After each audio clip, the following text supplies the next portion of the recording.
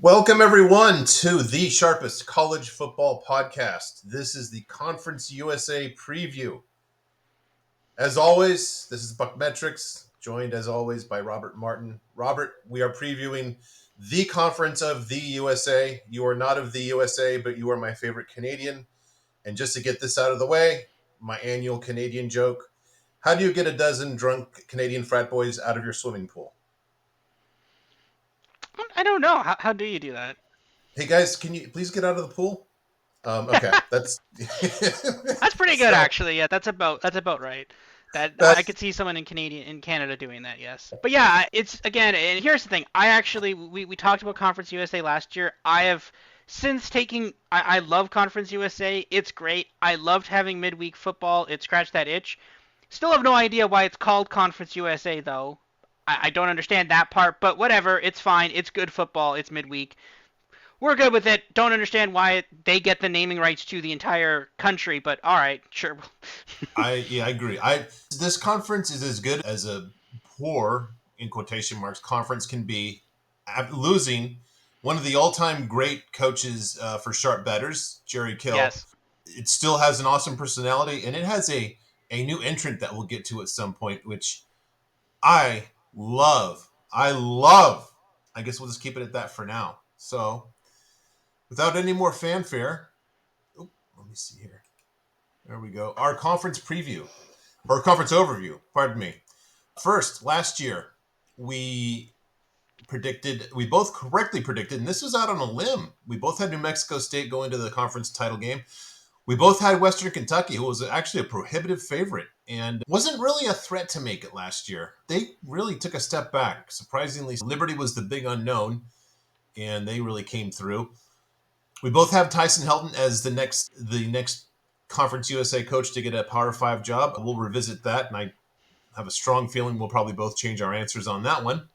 Yes. Yeah, let me go here. So this is how I see Conference USA. Do you know what this is? Always bringing my horse racing references into this. I think this is the Kentucky Derby, right? This is Secretariat in the 1973 Belmont Stakes to win the Triple Oh, Crown. okay. Yeah. And I see this as a proxy for this conference. I think you've got one team that is basically 31 lengths ahead of the rest of the field, and then you've got the rest of the field. Yeah, I think so too. I think they're all fighting for second, but the thing is it's interesting, right? At a certain point, it's arguable that was last year too, to be fair. Obviously, New Mexico Yep. State didn't seal the deal, but then they're now substantially worse. But I think it's I think there is a lot to be said about that. Yeah, they're fighting for second. The interesting thing, though, and again, this will be a talking point through the year. This is the first of many times we're going to say this, but Liberty is probably going to open up as the G5. I think it's G5 now. They didn't just add the Pac-12. I don't think the Pac-12 is a conference technically. So the G5, they are going to be the G5 favorite to make it to the college football playoff. Like 1,000%. If you gave me a betting line on that, it'd be like minus 1,000. They are going to, assuming they don't randomly trip over themselves in the first 5 weeks, they're going to be like number 12. And the thing is, to be fair, it doesn't matter. They could look absolutely horrible. It will not matter. They're still going to be the betting favorite to make it to the college football playoff. And again, we're going to talk about this a lot. I know we are. And yeah, that's something we're going to talk about a lot through the year. And to be fair, they could. I'm not saying they're not going to deserve it. They could 100% deserve it, 100%. But they are going to be that favorite. And the question is, are they going to deserve it or not? That's something we're going to talk about all year long. Yeah, and not to overcook the theme or my sub theme here, maybe, but I don't know if they're all fighting for second place. I've got one team I can probably exclude from that battle, but that's much later in the pod. Yeah. Put together a glossary here. I'm not going to run through all this because it's pretty detailed, but if you want just a quick glossary to refer back to, this is where you want to pause and just take a read here. If you have any questions about this, you can reach out to me on Twitter at Buckmetrics. You can, I don't know if my DMs are open, but if you just tweet at me, I'll be happy to answer any questions that you might have. But yeah, if you want to just dig in deeper, this is where you pause, read, take a screenshot, whatever, and then move on as we will here. Mm-hmm. So here's here's how the metrics look for the conference overview here. Bigger picture, you've got one team as we've talked about. Bring my mouse over here. That's just a runaway. This is last year's power rating in Liberty. You've got a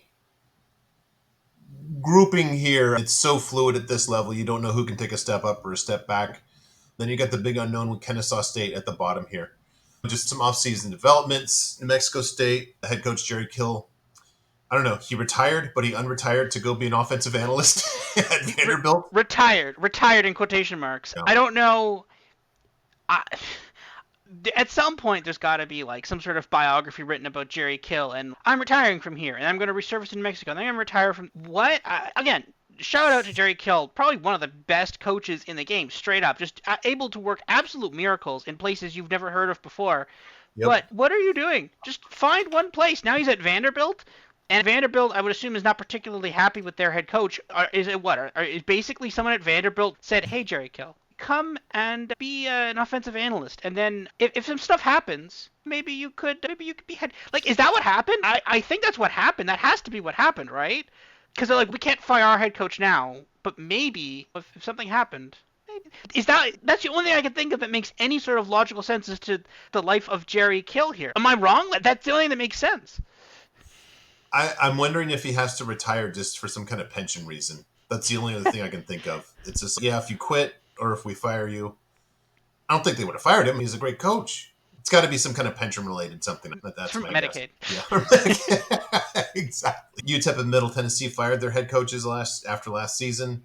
A new team, Kennesaw State. I'm very anxious to talk about them. As you mentioned, we get another year of October CUSA action. Just awesome football. And going back to one of the things I brought up in the last pod on our futures, I see a traffic jam near the bottom of this conference, which makes it tricky, weirdly navigable at the same time. Yeah, and to be fair, that traffic jam was even to an extent last year as well. That was very clear where you got, and this is again a nice favorable position for bettors. When you're in a position where it's, hey, these teams are like all the same, but I'm getting plus 7.5 with one of them. Like, that's the Yeah, exact position you want to be in. exactly. And just to be clear, I'm going to be going in order. These previews are in the order of last year's power ratings. So that's why Liberty's first and FIU is going to be last. This is not an order prediction or anything. First up, obviously, Liberty. We talked about them a bit in our episode 2, the futures. Again, this team, as you mentioned, is just head and shoulders above the rest of this conference. Caden Salter was the second in all of FBS in Apex last season. That's his first season as a full-time starter, his first season under a new coach in a new system. Clearly, the fit was good. More good news, the defense actually should improve from last year. This green PYLC is an improvement metric. So if you see it's green, it means it's well above average, one standard deviation. So they are returning a lot of starts. And basically what this is saying is most of the returning starters were getting their first time duty as starters last year. So there should be a huge improvement on defense. Not that they needed it. 2.6 is pretty salty for this conference. Their season win total is 10.5. I think that's an easy over bet. Just don't see 2 losses on this schedule. Maybe you do, to be determined. It's Just like, by how clearly the outgo. Go ahead. yeah, it's really hard to see one. Like, that famous last words there. Yeah. But Campbell, okay. Like, this is the thing, and this is something we're going to see a lot more of, and I think we're going to see a lot more of it really soon, where if you're Georgia, if you're Alabama, why would you even bother to schedule a power 2 opponent? There's literally no reason for you to do that. Now, this is a little different because you now have to differentiate yourself above the other G5 teams. But to be fair, if you just say, whatever, we're just going to run our table undefeated, being undefeated is quote unquote better than losing. Last year, Tulane, they scheduled Ole Miss. They lost to Ole Miss in a close game, but they lost. I think Liberty is saying it's just better if we just win. If we just go undefeated, it's better than having that loss. Because then if we get another loss, then we're done. If we're like 10-2, we're done. But if we're 12-0, then or 13-0, conference winner, assuming, then we're good, right? I think that's the calculus. Because if not, why would you schedule Campbell? And then they're scheduling East Carolina. Come on, this is an App State. Okay, this is insane that we're like, and UMass. Yeah, Like that these are not particularly good. And then again, your Conference USA schedule. Okay, you have Sam Houston State, whatever, Western Kentucky, Middle Tennessee, Kennesaw State. You go to Kennesaw State, and New Mexico State, which is going to be a shell of its former self. I don't see maybe one or two losses. Two for me is a bit of a stretch. I don't see the two. I think it's a Maybe big one. stretch. Yeah. I I would have him favored solidly in every game in the futures pod. Jackson, the guest, he liked App State, but I'm pretty bearish on App State this season, especially against a team like Liberty, which probably has more talent than them. It's at App State, which is tricky, but I would still make Liberty at least a 6 point favorite, at least. And every other game, I can't see him being less than double digit favorite in any game. None of Yeah. them. They get Western Kentucky at home, just by how far they outclass the rest of the conference. By these metrics here, look at Liberty versus the average of the rest of the Conference USA and the best. They're way ahead of the second place team in Apex in offensive rating. They're actually behind Jacksonville State in defense. Okay, I'll take Liberty's offense any day over Jacksonville State's, and I like Jacksonville State.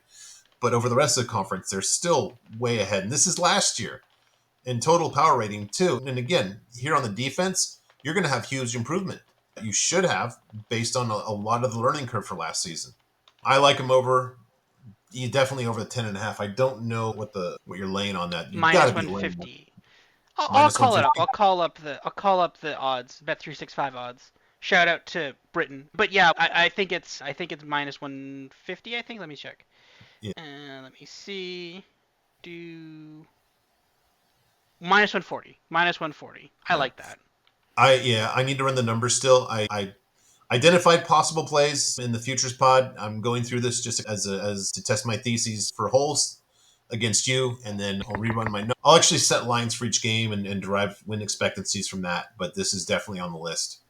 Yeah. So, anything more on this, or think we can move on? No, I think we're good for this. I'll just as we move on to the next slide, I will say that Caden Salter is going to be a fascinating NFL prospect possibly. We'll see. Not he's Oh not yeah, going to win the Heisman, but that could be an interesting NFL prospect for next year. yeah. I didn't even think about that. All right, next up, Jacksonville State Gamecocks. Jacksonville State. This is not the Jacksonville in Florida. This is the Jacksonville in Alabama.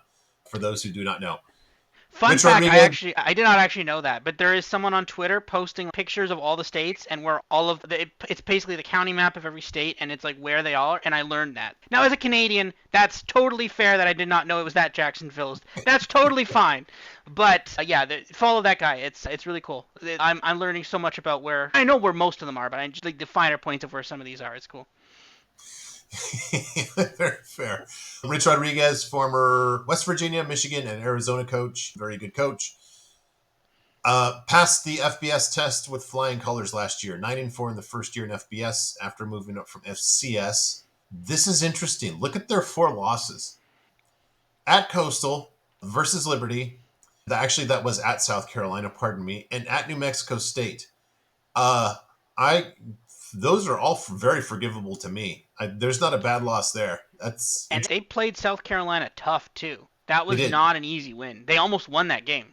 Yeah, I believe that I believe they lost by 2 scores. They were actually threatening to take the lead late and threw a pick 6 to lose Yeah. by 2 scores. I remember Um, that as having a plus 17.5. Yeah. yeah, it was disappointing because I think we both had a little on the money line, not a lot. Yeah, Um, and it was like some insane money line of plus 1,000 or something. Or no, yeah. maybe not 800 or something. Yeah. So But they start no, over at quarterback, which mhm. is not necessarily bad. Their quarterback play was poor last year for everything that went well. They were more of a running team. See here with the GGAB, which implies how effective their running game was. Green, so it was well above average. Apex of only 62 last season. 100 is average, so that was well below average. Maybe get a little bump this year. This year's quarterback had an Apex of 74 last year in 4 starts. So maybe a little upside there. That might actually be a function, I think about it, of being able to recruit just a little more talented guy with FBS in the sights now. Whereas probably the prior guy, I'm guessing they didn't know that they were going to be an FBS when they recruited him. Um, Defensively, as I pointed out, the best defense in Conference USA. Okay against the pass, very good against the run here. They do lose They do lose a lot. This career starts of only 48 is red. That means it's way below average. Prime starts 19, so it's a very immature defense, far from their prime. Eight, the defense, I'm thinking that probably the defense does take a step back, but maybe with the new quarterback should be better. Makes sense to me. Eight, I haven't really run it. That just, let's just look at the non conference here. Coastal at home. At Louisville, I don't like that. They should, question mark. They'll at least be very competitive at Eastern Michigan. And Southern Miss is a dumpster fire. I think you're winning at least one of these two. You're not winning that. Probably not a stretch to say you should win two. You should win two of your non-conference games. And then it just comes down to, if you think they're the second best team, if they lose to Liberty, how are they stacking up against the rest of the conference? Big picture, back of the envelope, probably not a lot of value either side of that eight. What do you think? Yeah, on Bet365 over 7.5 minus 140. That's not bad. You've got a couple tough ones there. You've got Liberty, you've got Western Kentucky, you've got Louisville. Those are rough. But that's only three though. That means you can. That's still a very salvageable 9-3. Assuming all three losses is a 9-3 season, you're still clearly a bit over that. I'm assuming they're playing a MAC team and Southern Miss. That's not particularly scary. I'm not like, Hmm. oh no, a MAC team, but it's yeah, it's an interesting team. This team like definitely surprised, right? We talked all last year. We were all like, oh, poor James Madison. They're in such a bad spot. They shouldn't be in this bad shape. Like they can't compete in a they couldn't compete for the conference championship game. They couldn't compete in a bowl. Now they eventually got a bowl invite. Anyways, them and Jacksonville State was in a similar position. But this is the whole point, right? It's the fact that oh, okay, they were also on in many ways in the same position and deserving is just that same amount of basically of sorrow for them as well. No, I actually this was a really fun team, and we talked about we were on them. We were on them for South Carolina and for a lot of those other games too. I don't hate this team. I actually really do like this team. I just don't know again with a new quarterback. I don't know how far this team goes in just 1 year, right? It's possible that they were a bit of flash in the pan there, but if you actually have a half decent quarterback, suddenly this team is really good, right? And we talk a lot about oh, we're doing the previews here, right? And obviously we're trying to say oh season win total over under, but when I do this I'm more like okay I'm looking at this team in week 3 or 4 when they're like a 7.5 point dog or a 6.5 point or a 3.5 point dog. I'm like that's the kind of team where I'm like you know what like when I'm debating whether or not to bet on 3.5 or 7.5, that's the kind of thing where I'm like hey I like this team, I'll take that 7.5 because I actually like this team, I trust this team. That's what I'm looking for right now, and that this is definitely a bet an underdog team for sure. I love this team as underdog in many places. And that's well, that's an interesting point. Definite dog to Louisville, definite dog to Liberty. If you put it in that context, probably dog at Western. That comes down Maybe to Coastal, and they get them at home.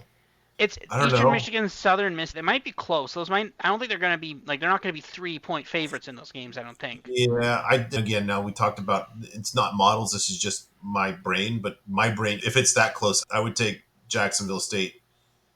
If I have to give less than a touchdown in either of those games, I would scoop that up Yeah. real quick. Exactly, and that's the kind of value you look for right now. You're like, okay, is this a team where if I see a minus 6.5 against a team that is not particularly good, but it's that low because it's a team from a better, supposedly better conference, that yeah, that's the kind of analysis I look at right now, right? And this is definitely a okay, grab them as a small favorite or as a small dog. That's the kind of team I view this as. You know what? And I feel like in that opener, I feel like somebody just punched me in the head, and the only thing I hear in my ears is Tim Beck, Tim Beck. I haven't really gotten into Coastal, so let's just remember that when we do the Sun Belt. I want to dig in deeper So because there might be a play there too they Jacksonville State is 4 point favorites. at home. That's interesting. Now I'm just that's going to be stuck in my brain for a while. Just Rich Rodriguez against Tim Beck. That is a Thursday night game. That is not the first games of the season because I That's not a week think zero. It kicks off week one, right? If it's a Thursday, I what is this will be a discussion for later. What is week 0? Is week 0 because from that's this looks of it there's only 2 games. There's some games on Saturday, August 24th, Yeah, Is that's that the it. only thing that's week 0? So there's 2 games that are week 0, and then everything else is week 1? Well, I think there's Or only, is is there two? There's some FCS. I don't count the FCS games. Sorry. There's the Dublin game, which I forget already. I think it's an I ACC game. I think it's Florida State, Georgia Tech, I think. Yeah, that sounds right. And then maybe there's like a Nevada. I think Nevada might play like late. SMU Nevada plays on Yeah, noon somehow. I'm not sure why they play at noon. That seems that can't be wrong. noon. That can't be noon. There's no Yeah, way. I think They're not. They're Massachusetts going to 5. hide that at noon. They're not going to put that in prime time. Come on, football, do better. There's no way. They've got to have the time wrong. There's no way. There's no way that's at noon. It might be one of those ones where they haven't announced the time yet. Let me see. That is a prime time game. As I said, it's 5 p.m. Yeah. Pacific. That is 8 o'clock. That is your sweet spot. You'll be sitting behind a beautiful bowl of poutine and enjoying SMU at Nevada. Oh, I'll be at a barbecue, so I won't see that, unfortunately, but that won't be a close game. Not to spoil either of those no. previews. Yes. I They're 25 point favorites in that game. But yeah, but no, this Yeah, is the kind of thing where it's okay, yeah, would I take Jacksonville State -4 at Coastal? 100%, right? Because that's a trap line. Not the trap line you think. It's a trap line for people who are like, oh, maybe Coastal's going to be better this year. Right? That's the trap line. The trap line isn't the Jacksonville State -4. It's the Coastal +4. That's the trap. yeah, I think so. Yeah, we'll definitely think about that one again when we do the Sun Belt preview, but Mm. that sounds like a reasonable play. Bettable team. Okay, maybe not as bettable on, but probably bettable at some point sooner rather than later. Last time I'll be wearing this T-shirt for a while because a new head coach, Tony Sanchez. If you missed it, Tony Sanchez is not a good head coach. Tony Sanchez was horrible at UNLV.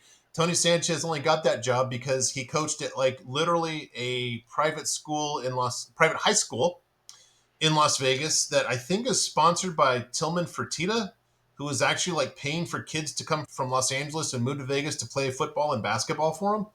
Funny how that doesn't work out when you're actually at UNLV and going against Mountain West Conference coaches. Why would you okay, why would you hire someone with a career .33 win percentage? You know why? How about this? I've got two reasons that were, I guess, they weren't referenced as reasons, but they were referenced in Phil Steele, and they're the two worst reasons that you can ever do. And I say this as a alum of USC. God bless y'all. It's like New Mexico got bit by the USC man virus because Tony Sanchez was a promotion. He was the wide receiver coach last year. I didn't know that. Number two, he's an alum of New Mexico State. Good job, New Mexico State. Really well done. It's just like you might as well just bring in, I don't know, I'd say Lynn Swan, but you probably have some horrible alum to be your athletic director instead of him. Who was Has there been any alum coach that's worked? Because It's a Kirby great. Smart, did Kirby Smart go to Georgia? No, I don't think so, right? I think he did actually. I think he So played that's at Georgia. I'm pretty there's sure he very few did. that actually work out. But Yeah. if it's one of the top coaches of the game coming home, that's fine. But just picking a coach that also went to your school, if he's not one of the top coaches, is not a good idea. No, great. They can't be picky, but you've got a little bit of momentum, and for New Mexico State, you've got a whole bunch of momentum, and you just crapped it out. Let me Yeah. see here. Yeah, he played at Georgia. Okay, Kirby so Smart there's was one not that's okay. But see, yeah, the problem is that when you try to model yourself after Georgia and you do the thing that is probably Kirby It's- Smart playing for Georgia is probably the thing that's the least correlated with their success. That had yeah, he not played for Georgia, nothing would have changed. Kirby Smart would still be one of the top coaches in the game, period. But by trying to model yourself after that, by trying to find someone who was like a coach or a player or whatever at your school or an alum, that's not great. Again, the key points here is no Jerry Kill and Diego Pavia is gone, and that was functionally the entire thing, right? yeah, And this is a team where now if it's a questionable call, I'm betting against this team. If it's okay, they're a 3 point dog, and Monumental's got 4. I'm betting the minus on the other side. I'm betting against this team, right? That's this kind of level of team where it's what they're gonna. This is the problem, right? So what? So looking at the QB stats, there's no quality start from their quarterback. there's no career starts. Yeah, I haven't heard of the. Career starts, yeah, and then Yeah, their Ryan is just look at that number. That's yeah. Like I said, they got cleaned out here. They're among the worst in returning Ryan from last season. The defense got cleaned out here, and surprisingly, they actually had a pretty leaky pass defense. I don't remember that, but the numbers say so. Yeah, so Apex 110 like also. Yeah, this is the thing. This is the hallmarks of team that people that still has some shine on it from last year. And this happens a lot in college football. You bet on a team because of a player or a coach or whatever, and then they're gone, and then that's the reason gone. But there's still a little bit of that in that betting market. There's still a little bit of it where someone is going to come in week 1 or week 0 or whatever we want to call it and say, "Oh, New Mexico was good last year. They'll cover the plus 4.5, and then they will get blown up by 20." That's exactly how this works. That's how college football works. People will always get run over by that train, and that's the thing. I think the market's pretty much caught up with the over under at 4.5. Can you say is that that's got to be shaded? I guess probably shaded over. I'm guessing. Let me see. I just had it. I was trying to check their week 1 line. New Mexico State over 4.5 plus 105. So the under is Wow. shaded minus 135 under Okay. 4.5. The market, that market has though. But what's their week 1 spread? Let's see. Do we have a week 1 spread? Okay. They play Southeast Missouri. I can't Oh yeah, no imagine. no spread available, so that's fine. But yeah, that's the kind of team where it's like there will be a line hung and it will look a bit funny, and the reason why it's going to look a bit funny is because people are still remembering New Mexico State of old. Yeah. Yeah, I think here's what's interesting to me about this schedule.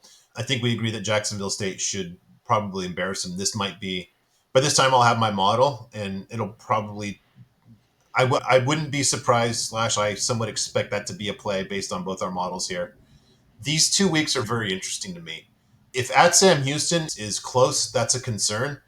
And New Mexico, new coach Bronco Mendenhall, just a complete coaching switch from Danny Gonzalez to Bronco Mendenhall. Don't know if he can fix it in year 1, but I know that Tony Sanchez can unfix New Mexico State in 1 year. So that might be closer. I think this is sneakily for nerds like us, this is a fascinating 2 game stretch right here. Whoops. If at Sam Houston is a game or New Mexico really gives them a scare, that that I think that those 2 games are going to tell us a lot about once you get deep into conference play. Yeah, I think that's yeah. Good, yes. Yeah, I think that's the correct. I think they could actually lose that Sam Houston State game. I think Sam Houston State might be not good, but not bad. We'll see. Conference USA in a sentence. Not good, but not bad. That's the That's good. tagline for them. All right, Western Kentucky Hilltoppers. Disappointing season last season. They were actually plus 120 to make the title game last season. Um, the new offensive coordinator, offense really took a step back. Remember that Ben Ardbuckle, who was OC before him, went to Washington State and totally turned around Cam Ward's college career, who thanked them by leaving. But the offense took a step back with Austin Reed, I believe, was the quarterback. He leaves, but that's a concern. Now, maybe he just wasn't a fit. I'm not an X and O guy. I don't know how that works. I'm not going to pretend to know. They do pick up TJ Finley. Austin Reed was a proven very good quarterback under Arbuckle. Don't know if TJ Finley moves them up a lot. Curiously, I guess the other side of that is when we get the Sun Belt preview is how much of his success last year was TJ Finley versus TJ Finley against a kind of wide open defensive conference or at least division versus TJ Finley in a very tough to defend offensive scheme. So I'm not particularly sold. I could see the case here for sure, as he's got a SEC pedigree, but it's far from a sure thing that I think he just comes in and takes over the conference. Defense should take a step back. They don't lose a ton, but they don't return a lot, and they're pretty immature. They're okay, I guess, by Conference USA standards. 7 doesn't seem crazy. I just have a lot of questions here. I'm not in any hurry to bet them in advance of my model telling me anything interesting. You've got new coach in Alabama. You've got FCS. You've got new coach at Middle Tennessee State. Totally different circumstances than Alabama. And you've got Toledo without DeQuan Finn. So I don't see anything really. I'm dying to play before I get my model in week 5. What do you think? Yeah, I TJ Finley is an interesting addition. I would have thought TJ Finley would most likely be trying to make a move up rather than arguably down. I think No, Western no, it Kentucky is down. feels, huh? It is. They're the last conference in. Oh no, they're not. The MAC is the last conference. Pardon me. Oh Yeah, no, they're they no. These they guys are last. These are last. They're last. are. I'd take Conference USA over the MAC. Good. Yeah. Yeah, I would. I feel like we're apparently the only ones. We believe in them. I don't know why people have this insane amount of faith in the Mac. I have faith in the Mac to not be good. That's my faith in the Mac. But apparently people think Conference USA is worse. But whatever. Yeah, I don't understand why TJ Finley would have gone down. He was not bad. He was actually really good last year. I thought for sure it would have been up, but this is one of those weird transfer portal guys that kind of falls through the cracks, like downward, which happens and it's weird. But yeah, I don't know, right? It's with the off they really did take a step back last year with Austin Reed. I don't know why exactly that happened. I guess it could be the new offensive coordinator. They definitely that was rough with them. They are just not as powerful on offense as they had been. Especially go back a couple of years with Bailey Zappi, right? Yeah, this could be the thing. TJ Finley definitely threw for a lot of yards last year. With Texas State, that offense was insane last year. But yeah, this schedule not particularly fun. You've got Alabama, you've got Boston College. Why? Why are you scheduling these insane teams? You're in the Conference USA. You're Western Kentucky. And last year they scheduled Ohio State. Why are you scheduling insanely good teams? I don't understand why you're like.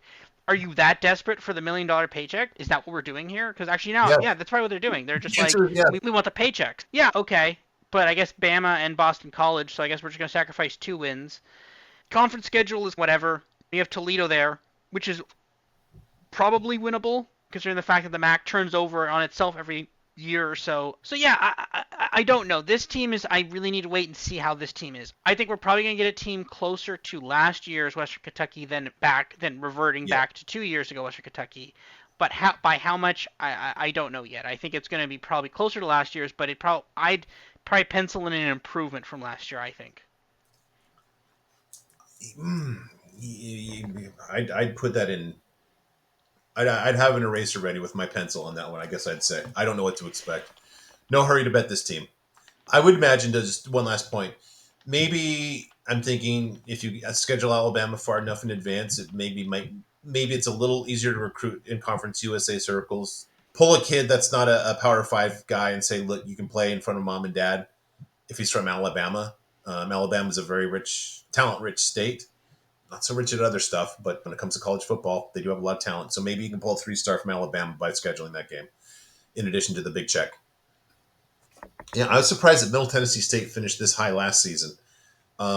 Rick Stockstill had been rumored for like only 12 years that he was retiring or going to be fired, and he finally, I don't even know if he was if he was fired or retired, but he's gone.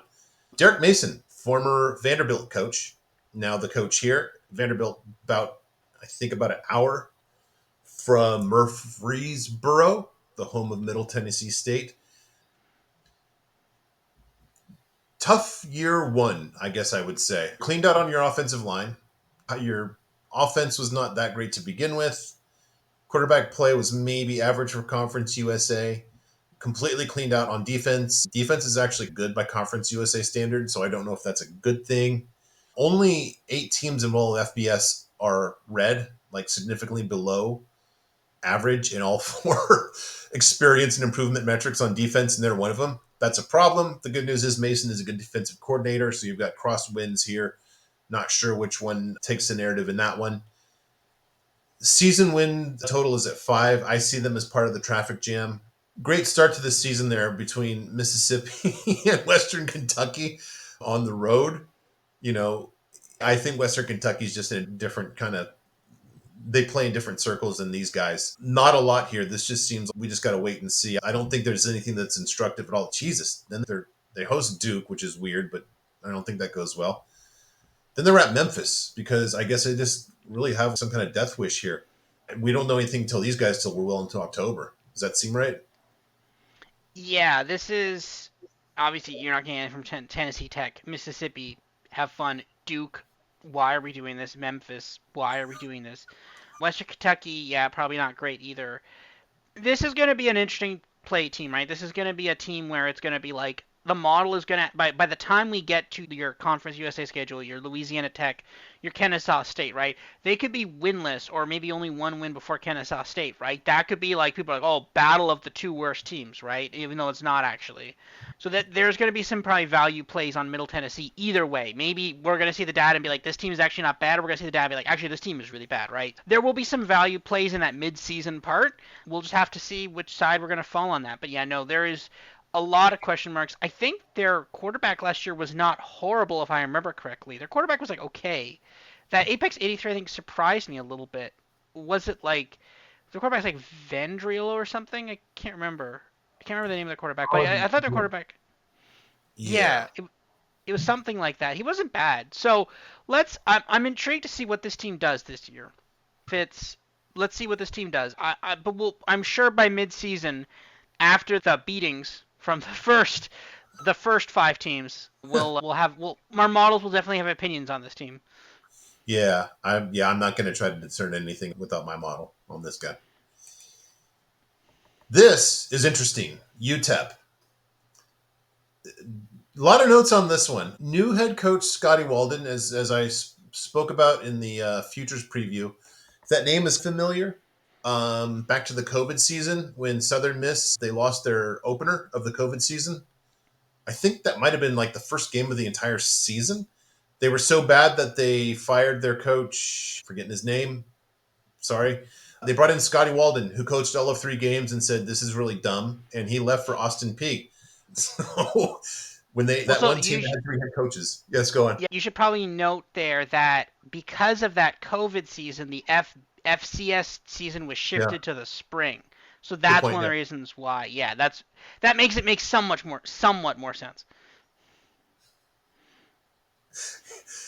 Good luck explaining that if you're a director, though. I wouldn't have that on my resume.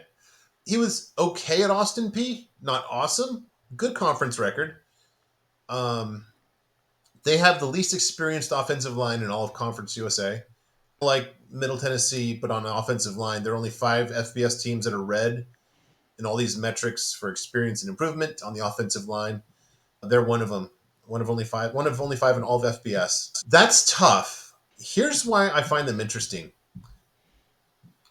They have a lot of transfers from Austin Peay. Scotty Walden's got a lot of assistant coaches on the field. 1 tailback, 3 wide receivers, 2 offensive linemen. The 2 offensive linemen I think is really key. Those are like your best kind of let's get this implemented. That is their offensive line. Yeah, very fair. And 2 safeties. So you've got some interesting pieces here. You've got the starting QB, Cade McConnell. He's in the second tier in the conference behind Salter, but he's clearly ahead of like the fourth QB. He's basically in that same level as Finley. Apex of 121 last season, which is pretty freaking good for this conference. I broke his Apex down. This is really interesting. Against Liberty and New Mexico State, 65 Apex. The other games that he started, Florida International, Sam Houston, Western Kentucky, and Middle, 161. Great. So if I just say the Liberty games, he's going to suck, and Nebraska's even tougher, awesome. Those are going to be disaster. If I can get this guy that threw for one, sign me up. With a better offensive coach, sure. Tough loss. They lost that guy. I can't say his name. Kelly. I can't. I got to study his name. A Kyrie or something like that. Lost him to Mississippi State, so that probably is going to hurt a little bit on McConnell's numbers. I'm hoping that, and please, UTEP, don't take this the wrong way. I'm hoping that a drubbing at Nebraska and a drubbing at Liberty and an under the headlines loss at Colorado State, that this team is completely overlooked by the time we get to Sam Houston. And they host Sam Houston. It's their first home game, except for Southern Utah, which, whatever. I want to see what that line is. And again, this is probably be another one where maybe my model, I wouldn't be surprised the model has this as a play. Other thing is, they were 2 games unlucky last season. When you see that significant, you always see, always, 90% of the time, there's a regression. There's an improvement in at least one game. Their season totals at 4. I don't even know if they're part of the traffic jam. I think that this quarterback probably puts them a little bit ahead of the traffic jam. And look at the home schedule. Southern Utah, very winnable. Sam Houston, very winnable. FIU is very winnable. Middle Tennessee State, very winnable. Kennesaw State, stay tuned, but trust me, I'm pretty And comfortable with Utah will be favored Yep, in that one. that's five, and then also I think That, that's five, right? Yeah. that is 5 Southern right there. Utah, yeah, and then Southern Utah possibly winnable as well, maybe. Southern Utah is FBS, That's right? the fifth. You've got 5 home games, which are Oh, okay. all extremely winnable. And then you look at the road games. Western Kentucky's tough, but at Louisiana Tech and at New Mexico State, those are both winnable. If you want to bet New Mexico State now, please reach out to me on Twitter and we can work out a deal and get rid of the 10% VIG. Happy to do that. I would love UTEP in that spot, even if it's on the road. That's a rivalry game too. Let's just not forget. Again, this is FCS, but 17-6 in conference versus what's his name? Like about 10-20. I surprisingly, very surprisingly, like the over here. And this is not something I expected until I did the Conference USA preview. Am I crazy? I just looked like an absolute dope 2 years ago on UTEP. Yeah, no, the thing is, it was actually really interesting. This was so over 4.5 is now the line, over 4.5 plus 110. So you are getting some nice value there. Oh, And I love it. I like it too. The thing was this team this and you mentioned the luck thing, and it was funny because I listened to a radio broadcast of this game because I was driving one night, and it was a weekday night, and it was UTEP versus Sam Houston State. And again, I'm not like a diehard UTEP fan listening to the radio broadcast of other games, but I just had to because I was driving. And basically, it was really fascinating hearing the radio guys because obviously they're biased coverage, but that's fine. There's radio broadcast, that's fine. But they're like, oh man, this team's been really unlucky and they played a lot of close games, and they go through it, and I'm like, I know this team's actually pretty close. And I was actually on UTEP that game against Sam Houston. They actually did win that game too, right? Yeah. So they played a lot of close games. They had a lot of really unlucky stuff. They were not bad. And I think, again, their quarterback was really good, really freaking Yeah. good. And I think, yeah, there's definitely 5 winnable games here. I think they could definitely take a step up in the conference. There's a lot of teams that I don't like this team at all. I think UTEP, yeah, okay, they got to figure out the offensive line. But outside of that, their defense is not the worst. There's definitely far worse defenses. Yeah, they lose a wide receiver, but this is Conference USA. There's other wide receivers you can get, right? No, I don't hate the over 4.5. I don't hate that at all. I really like that too. I think I think that Sam Houston game, tell me if this sounds right. I think you, me, and Isaiah all liked the under in that one too. And then that was like McConnell's big, hey, I can throw the ball. Because I think he pretty much stunk until that game. And I think he was a different player from that game forward. Does that sound Breakout right? game, yeah. There You're was a muted. couple of games. No, okay, I think it's lagged there for a second. No, I there was a couple of games where this did he Cade McConnell or yeah, McConnell. I think it's yeah. Or Yeah. is it Cade? Yeah, it's Cade, yeah. Yeah. He did not look good. He looked like he had some problems, but then he kind of caught fire in a couple of those games and they looked really good after that. Again, it wasn't enough to save their coach. I arguably may have not fired the coach because that wasn't really necessarily his fault. But yeah, I like this team. I think this team was in a good position. I think they maybe have an arguably better coach. Yeah, let's see what this team can do. I think this team could potentially scare a couple teams. Yeah. Yeah. I like that one. Haven't run the numbers yet, but I'd be surprised if that's not a play. All right. This is where we get really jammy. We put the jam in traffic jam here. I'm not sure what I do with this. So Louisiana Tech, Sonny Cumby, 6-18 as head coach. I liked this team, and then I think Hank Bachmeier just quit football temporarily about a month into last season, which was very odd. Only New Mexico State and UTEP, who got cleaned out, returned Les Ryan from last season. Third quarterback is in a starting quarterback in as many seasons under Cumby. Offense has made improvement. It took a step back in his first season. It made a big step forward last season. You're getting a drop from last year's apex at 98 to the returning start of this year. Or he started 4 games last season of 74. Now that was his first. He had only 4 career starts, so maybe he can improve. But a lot of maybe. Over under is 5. I see a lot of. I'm having a hard time saying they're definitively better than FIU, Middle, New Mexico State. I don't see their. I'm not comfortable. I'm comfortable saying they're not better than UTEP. Can't say they're better than Sam Houston. I say they're not better definitively than Jacksonville State or Kentucky. At Arkansas, that could be really ugly. And not to spoil anything, but I don't think the Kennesaw State game is still competitive. I still think Louisiana Tech is a favorite there. So this is maybe just the epitome of traffic jam team.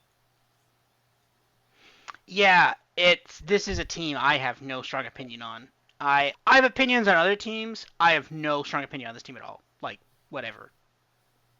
Yeah. Next, I I don't know. Yeah. don't see anything like I'm really itching to bet on too. Wouldn't be surprised if my model just doesn't have any kind of action on them for a while. And with that, interesting team here, Sam Houston. Is Second that how you season. spell Bearcats? It is. No, that's how they spell Bearcats. Cats with a K. Yeah. They weren't ready for FBS last season. I said that before the season. I said they're not ready. And they weren't. Did not know that they actually won 3 of their last 4. And it wasn't like a bunch of good luck. They only had in those 4 games just a half game of good luck. They actually had a 51% win expectancy based on my post game metrics against Western Kentucky. So they might have actually improved a little bit. More good news, they're no longer quarterbacked by Keegan Shoemaker. I think that helps. Not to pick on the guy, but his apex was 55. He was on the bum list for most of last season. The One offense thing was I worse. one Yes. one thing I will say about Keegan Shoemaker before we give him a Viking funeral there, really fun to bet his overs, right? I got a Keegan Shoemaker over 168 passing yards in a college football game. I'll take that any day. Yeah, I remember I think their first 4 games, they scored a total of 10 points. They were just not even under machine. It was just like, I don't know if the market didn't recognize or didn't know that they were playing, but for the first 4 games, I think by the time they got on the map, they drew the market so far in the other direction, to your point, that there was a market overreaction. And I was just like, yeah, just complete 5 passes. You're going to hit Roberts over here on yardage. Yeah. Um, Offense was horrible last season, worse than Conference USA. The defense was basically pretty much mid pack. Um, the defense probably will take a step back last season or this season. Just a lot of red here, not a big improvement metric on the in terms of prior year learning curve. You know, over under 4.5. Again, I don't know. UCF, that's going to be ugly. Hawaii, they're going to lose. Texas State, watch out. I think that's at NRG. Um, but again, I just see him like in that muddled middle, just with more of a personality than some of these other teams in terms of just that horrible season they had last season and their struggle to like just get a first down and having a competent defense. But you've got just this weird non-conference. These first 3 games are so weird that maybe New Mexico State, like I said, is a little instructive. Maybe they're a little feisty for that game. They get them at home. They're new to an FBS. They've had this coach, forget his name, for a while. He's had some success in FCS.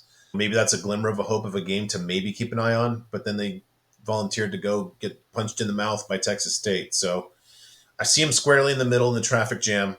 Other than that New Mexico State game, I'm just watching. Yeah, this is a team where I'm not sitting here pounding that order bet over 4.5 on, but they did actually figure out how to play football at the end of the season, Yeah, remarkably. This is, I do not, and maybe this is a controversial take, they are not the worst team in Conference USA. There is a yeah. worse team. This is going to be an interesting random, this is going to be plays, right? This is going to be spot plays, right? I have no idea why they've decided to play Rice, UCF, and Hawaii. Okay, I have no idea why they've decided to do that. But and outside and Texas State, of course, but Florida International, Louisiana Tech, Kennesaw State, maybe Western Kentucky, New Mexico State there, right? There's 3 or 4 wins, but then you're really scraping to get that fourth win. Could there be plays if, say, Western Kentucky looks a bit worse, or say Jacksonville State looks a bit worse, or maybe even if they're against Liberty in the final game of the season, they're like, I don't know, 40-point underdogs. Do you think Liberty really cares to blow them out by 40 in the last game of the season? Right? This is the kind of thing, right? It's like maybe they do something. There's probably maybe an outside chance they make a bowl, but it's going to be really tough, though. You're going to have to basically run the table with the exception of Liberty and Western Kentucky, which you could do, right? There is a possibility there, right? Because Yeah, scheduling 4 good teams is hard. I don't know why they did that, but there is a path for a bowl. yeah, But I would much, instead of betting the over season win total for the bowl, I would much rather just bet it when I'm getting plus 7.5, right? Because the thing is, this is a bad team from last year that people are going to remember was a bad team because they were one of the worst teams in the country last year for most of the season. It's a bad team people are going to remember was a bad team, and then they're going to get blown out for the first 3 weeks. That is, I think, fundamentally the issue right there, where it's like they're going to look bad for those first 3 weeks, and then they're going to play New Mexico State. and then you might start seeing some stuff. This is a sneakily not bad team that, again, not good, but not bad. Not good, not bad. That's Conference USA. Yeah, one last thing. How Hawaii had to get dropped from somebody's schedule late to agree to play at Sam Houston, the Bearcats with a K, in week 3. I don't know how does that happen otherwise. Not that Hawaii is some level. They're in a conference that's way above this. I don't know how you wind up where you're Hawaii and you wind up traveling to Houston for this game. Maybe to recruit. I don't get it. Yeah, Hawaii is such a fun part of college football with usually people liking to go to Hawaii for games. I don't know. I don't know why this game is happening in, I think it's Houston, right? It's out of Houston, I think. Yeah. It's in a suburb of Houston. Yeah. It's I don't know. It's got some odd name. All right, boy. Okay, talk about tough to figure out again. FIU. This is almost like a repeat of Louisiana Tech. Mike McIntyre, 8-16 in 2 seasons. The defense improved under him in year 1 and basically was level in year 2. Defensive guy, so there's some proof of concept there. Sneakily, a huge loss in they had a top 20 receiver in Ryan, Chris Mitchell. He's at Notre Dame now. So that's going to be a problem. Keon Jenkins, I'm going to use a name here, and he's resurfaced somewhere, and I think I've put it out of my mind. He displaced Grayson James. Just the Grayson James game is going to be just the all-time standard.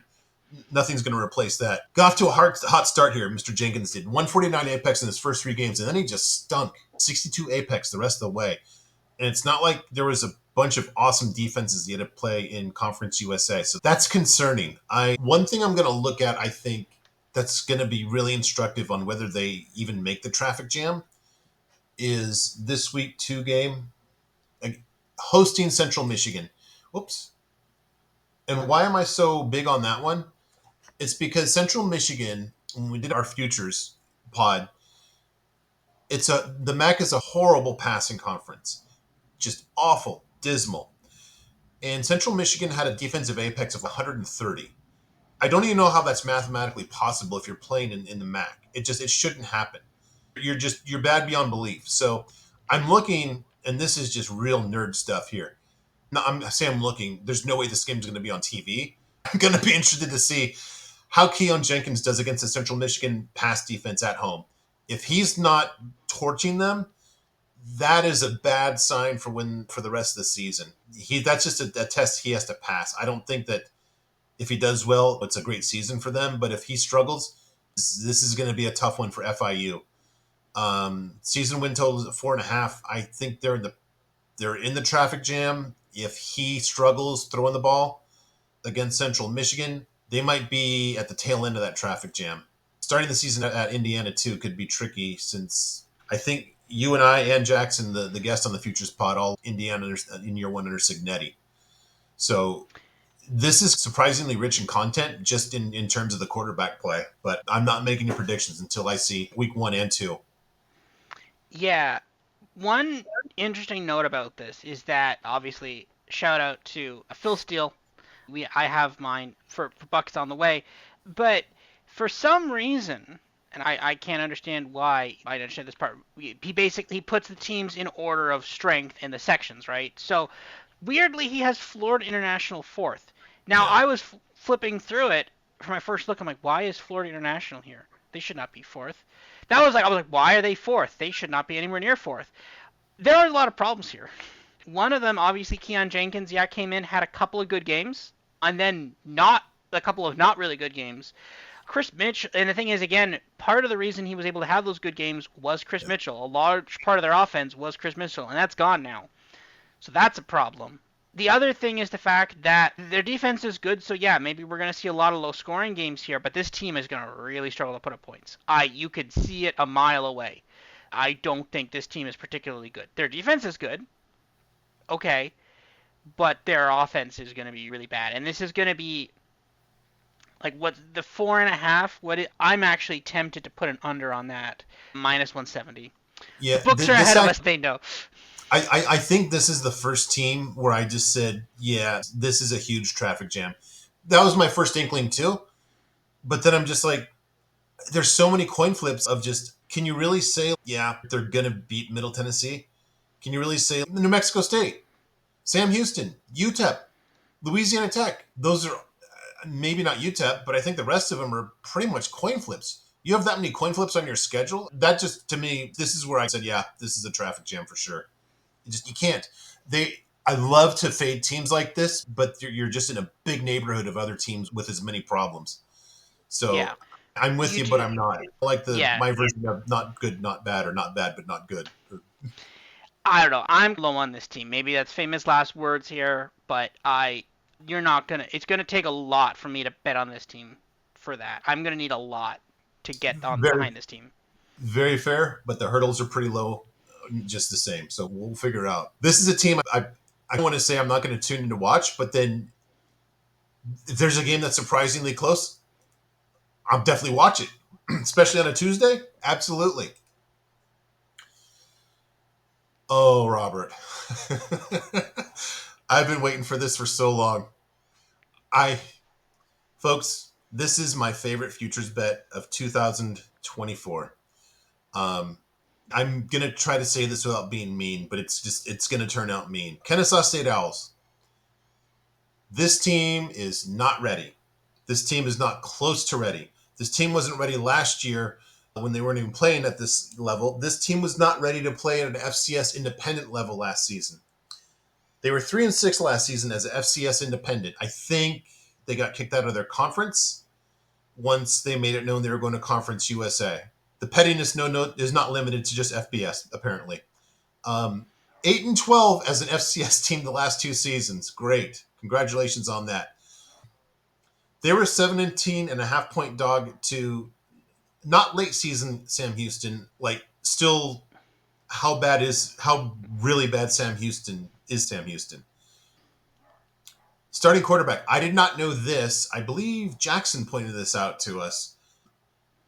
You look at these stats, you're saying 2 for 11 for 18 yards. Why is this kid going to be starting the quarterback? Oh, because his dad is the head coach. That's a great sign. I have them favored in 0 games this year. Now, someone might look and say, gee, Buckmetrics, what about Tennessee Martin? That's an FCS team. Tennessee Martin won their conference. Guess who went 3-6 in FCS last season? Yeah, I'm pretty comfortable counting that as a loss for the Owls. I've referenced this several times, and I'm going to use it. This has been awesome, awesome context. Before last season and after last season, I said it is/was apparent that Sam Houston was not ready for the FBS exam, and they failed, as we discussed not too long ago. I've got metrics here about basically this year's team and their metrics compared to Sam Houston, let alone Jacksonville State, who both made the jump last season. Look at this. It's not even close. Sam Houston's record, much better. Kennesaw is starting out at a quarterback position. By the way, negative 35 apex against FCS. That's not something that you see every day. This is not the best defensive conference, but it's going to be better than most of the defenses they saw as an FCS independent. Not just that, they're starting over the offensive line. Inexperience, only 25 career starts. That's bad. And this is at the FCS level. I have them as zeros in my metrics because I count only FBS, not FCS. They only have 45 starts, 45 returning starts on the entire defense. That's inexperienced for basically an FBS team. Career starts, 85. Guess what? 0 of that is at FBS. Actually, I take that back. They have one guy that got 7 starts at Georgia Southern. So this is actually 7 FBS. They are not close. They are not close to being close. They're not even the proverbial a year away or a year away from being a year away. I'm honestly, my biggest debate is am I such a dick that I'm actually going to buy a Kennesaw State Owls t-shirt when they lose their 10th game and I cash on this? That's what it comes down to now. And with that monologue over, I hand it over to you. I need some water. Yeah, I gotta figure out where you get some of those jerseys from. Yeah, if you cash Kennesaw State tickets like that, I think I don't know if we're gonna get quarterback props for Davis Bryson, but that'd be fun. Keep your eyes out for I that. keep eyes out for those over 1.5 interceptions. Again, and to clarify, that 2-11 was not starts because those are not quarterback returning starts. Those you just went into games and went 2-11. in late games. That's great.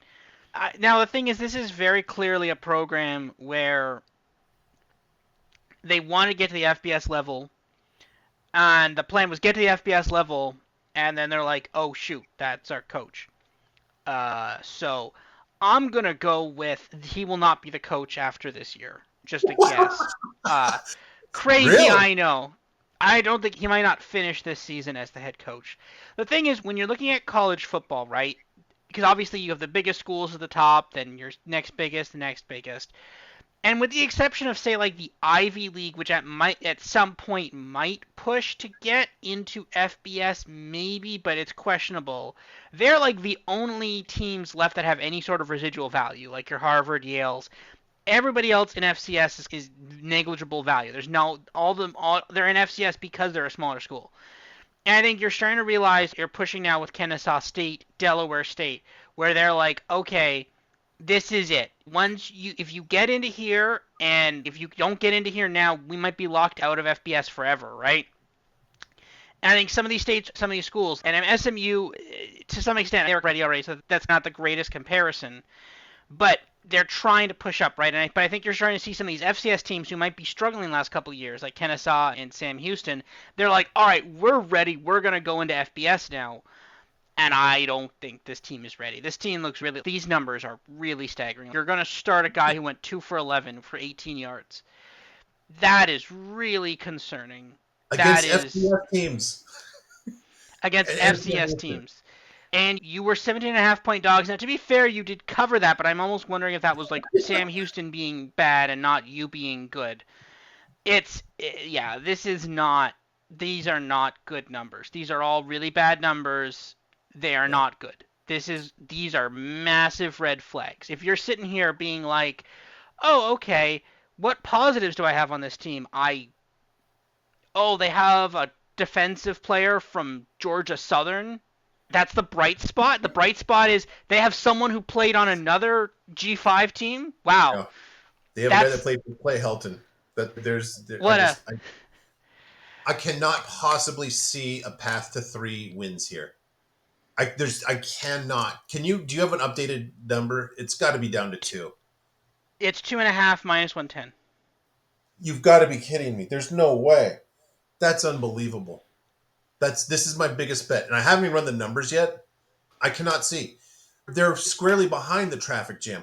I don't even know if they're so far behind. They might even know there's like jam.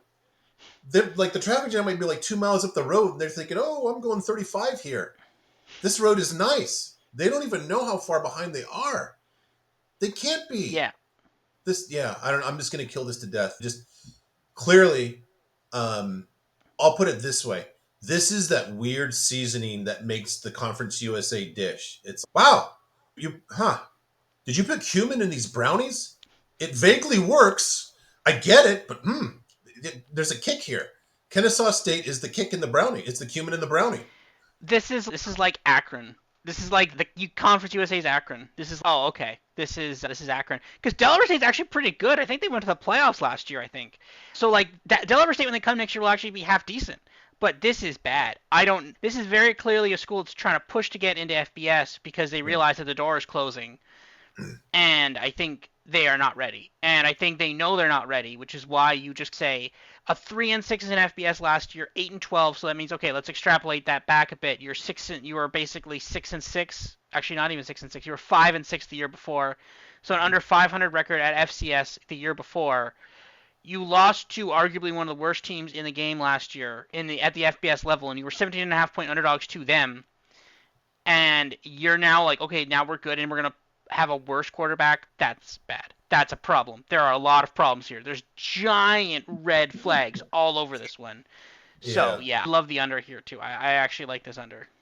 I guess maybe a good test of my hypothesis would be that week 3 game at San Jose State. San Jose State lost Brett Brennan to Arizona.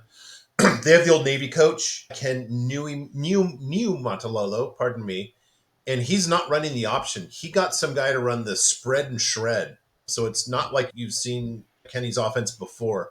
So brand new offense, new coaching staff. I think that might, I'll put it 2 ways. That'll either give me a reality check or it'll basically give people context for just how dire this is. And you and I are on the same.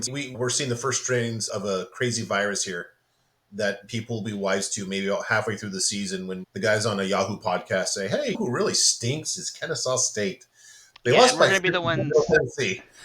Yeah, and we're gonna be the ones sitting there with -2.5 tickets. They're 0-6 Exactly. halfway through the season. People were like, "Man, they're a 30-point underdog to Liberty." You're very generous with that 30. I don't think that's even the starting point for that one.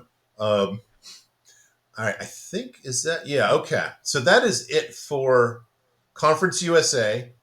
We wrap up with 3 questions here for different set of questions for Power 5 versus G5.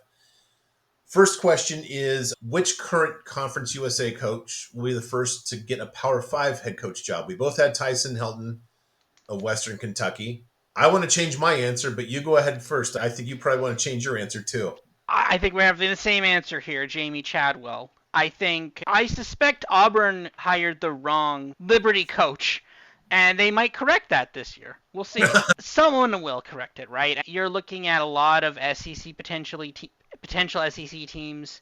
Florida could, if they have a bad season, if they go 4 and if they get 5-6 or 5-7 or something, and the patience wears thin with thing they could be in the market for him. Maybe Auburn, but I think it might be a little too soon for Hugh Freeze. I hope someone at Auburn was a responsible adult and put in some sort of clauses. They're not paying him like $1 billion or something. I hope, but you can Auburn? never tell with these things.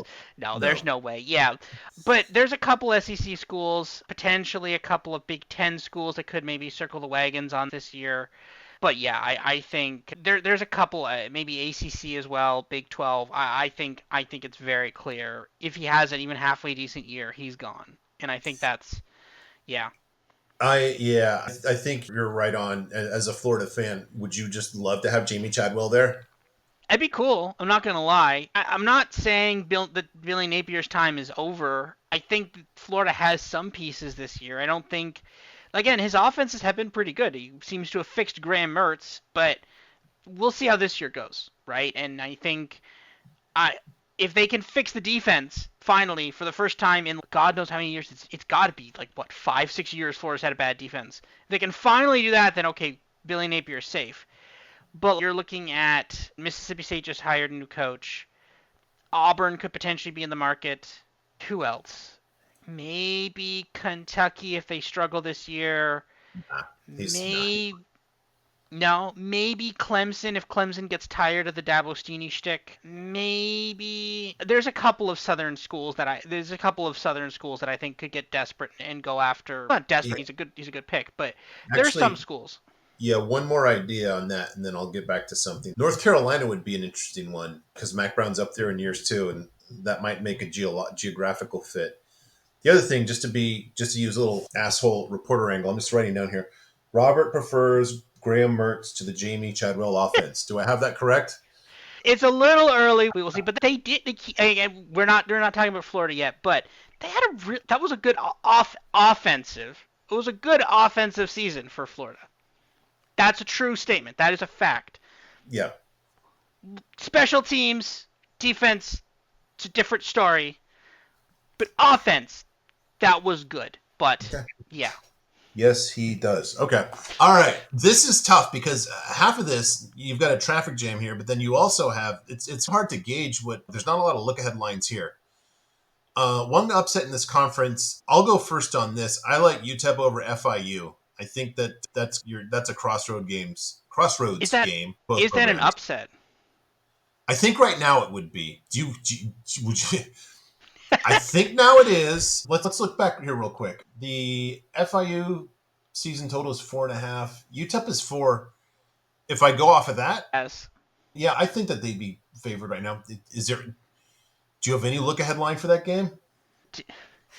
I have I have Michigan, Ohio State. I don't think I There have you go. UTEP FIU. Okay. I'm. Um, Is that a fair one though? I Is think that that? that's yeah, that's it. When it gets there, it may not be there, but yeah, I could see that one I think it's fair to say that probably. FIU is Yeah, probably giving you points. Okay. for some reason they probably shouldn't be, but I do like that upset though. I'm gonna take something that's probably definitely gonna be an upset. I'm gonna take Sam Houston over Western Kentucky. That's not bad. I like that.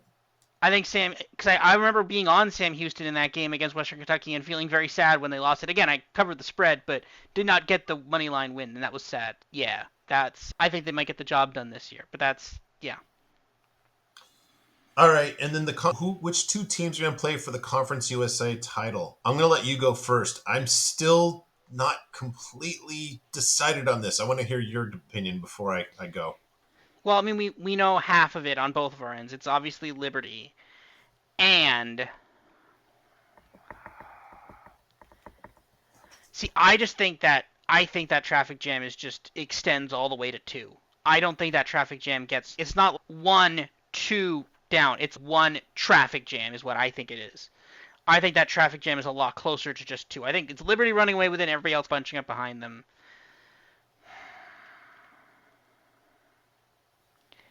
Give me.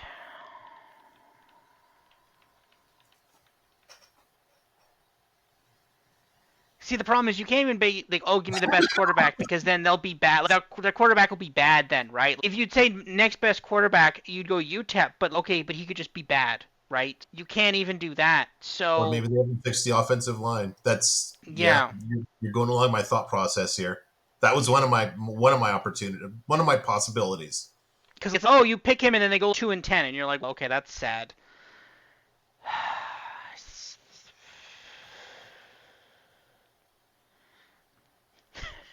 Can Liberty Yeah, just win by if they have a big enough league, can they just be guaranteed conference champion? Do they have to play someone? mercy rule, like a regular season Yeah. mercy rule. It's nobody else qualifies. Yeah, fine, whatever. Give me UTEP. Let's go. Wow. I honestly can't think of a better option. I don't trust Austin. I don't trust Western Kentucky. Yeah, Yeah, and I think that's their only challenger. I think everybody else is bad. Yeah. I I need your help on this because I'm going the other path somehow. Can you check Phil Steele? I don't know if it'd be in Phil Steele, but is Jacksonville State eligible? See, this is the thing. If they were eligible, I'd say, but I don't know if they are. Let me do Like, some can I efforting here real again? quick. Do I have odds for them to win Conference USA? Jacksonville State does have odds to win Conference USA. So Yeah, okay, if they are eligible, I'd pick them. If not, it's UTEP. But I don't think they are. Let I me think check. they are too. But The why would idiots they at be? Because FanDuel it's have yeah. they have odds on them too. We're gonna live breaking news here. State host. Boy, nobody's googling this. I really have to dig deep into postseason. Can Jacksonville? Yeah, during the 2-year transition period, teams are not able to participate in postseason play with minimal exceptions. For that reason, Conference USA did not all the Gamecocks to play in their title game. I think the mistype there. There's gotta be. Interestingly, that did not extend to that did not apply to bowling. They made the championship match of the CUSA bowling. Congratulations to the Gamecocks on their bowling success. Into a bowl because there was less bowl eligible teams than possible. Yeah, But I'm not seeing it unless they change the waiver rule. Oh, okay. On June 28th, so a few weeks ago, the NCAA formally approved Jacksonville State's complete transition to the football subdivision FBS on Friday, wrapping up a 2-year process that saw the Gamecocks move from the football championship subdivision to Conference USA in the highest level of college football. does that mean they're eligible? Yes, they were transitioning in 2022. All right, here we go. On the Jacksonville State University Athletics website.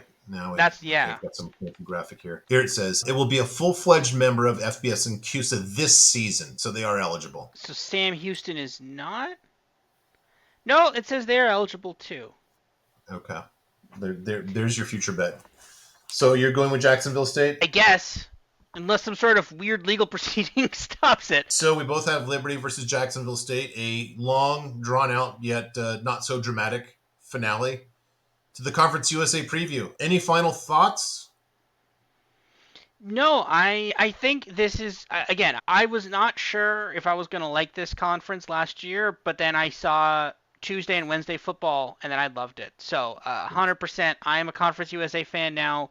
I cannot wait until we get Tuesday and Wednesday football in the fall. I'm so excited. It's gonna be great. I love this conference now.